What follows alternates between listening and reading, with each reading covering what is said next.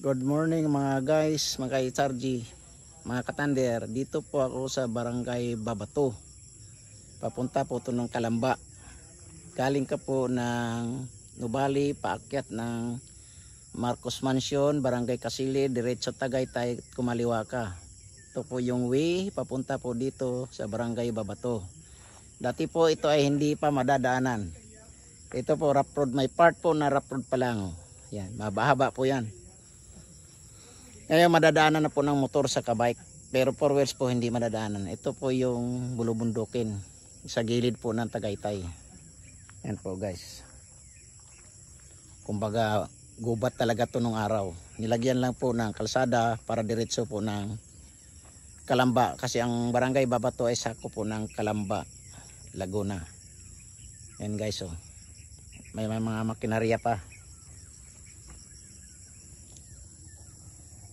Yan guys, ito yung lugar nila. Talagang rough road pa.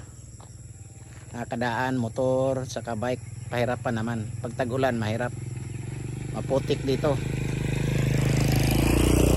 May dumaan, pero okay lang kasi mainit. Yan guys, yung lugar. Dire-diretso po ako papuntang Bunggo. Kasi ang kasunod po nito ay Barangay Bunggo.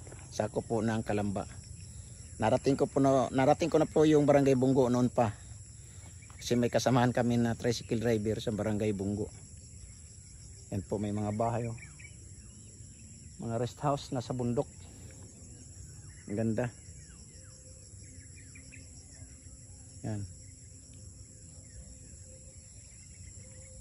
Guys, ayun yung malapit sa Tagaytay. Yun yung mga bahay doon.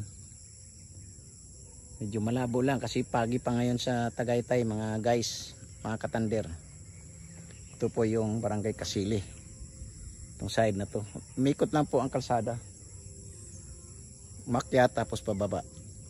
Guys, hanggang dito lang yung vlog ko. Please subscribe my munting channel, Dogs TV Vlog. God bless.